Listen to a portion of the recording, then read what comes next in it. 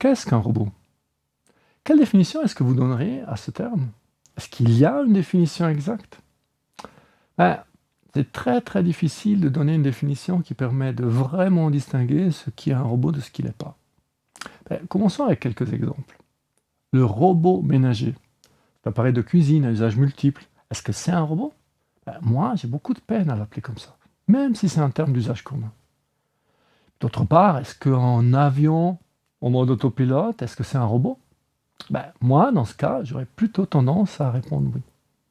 Alors, quelle est la définition qu'on devrait donner à ce terme robot? Allons voir dans les dictionnaires.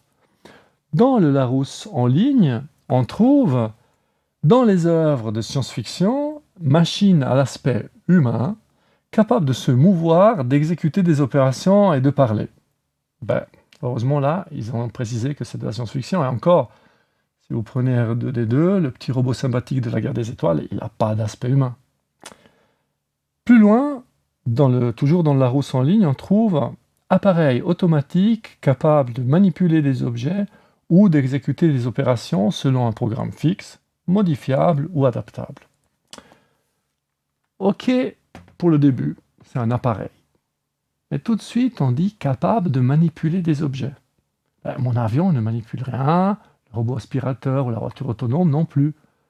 Donc on est ici encore trop proche de la vision de science-fiction avec des bras nécessaires pour être un robot.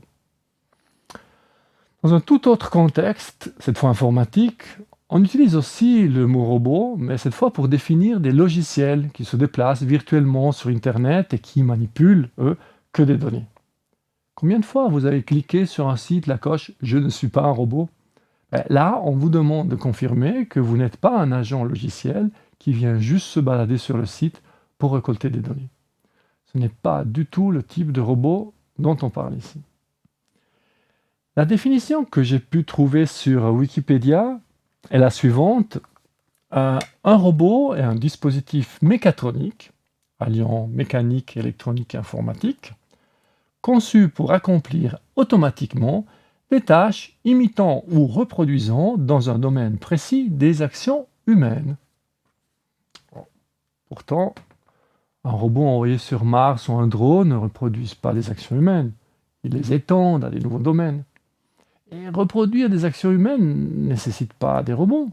Est-ce que les célèbres automates, je ne sais pas si vous les connaissez, la musicienne, le dessinateur et l'écrivain qui ont été réalisés dans le Jura à la fin du XVIIIe siècle par Pierre et Henri-Louis Jacquet-Dreux, ainsi que leurs collègues Jean-Frédéric Lechaud, sont des robots?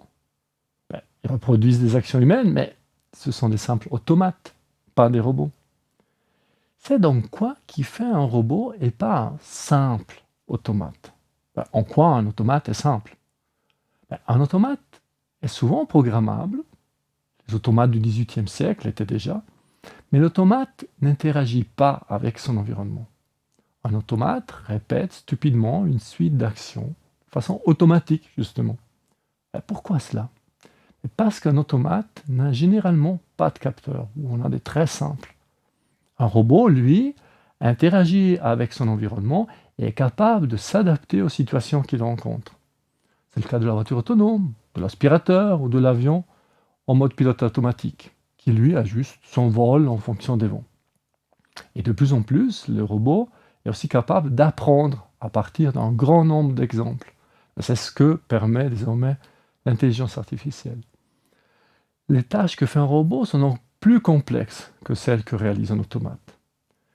Si on va regarder le Oxford English Dictionary, il y a une définition qui va un tout petit peu dans ce sens. Si je la traduis un peu librement de l'anglais, ça donne à peu près ceci. Machine capable d'effectuer automatiquement une série complexe d'actions.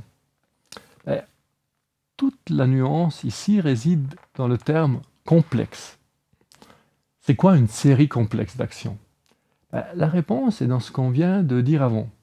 Une action devient complexe dès qu'elle nécessite de la perception, permettant une réelle interaction avec l'environnement. Et c'est là que commence la robotique.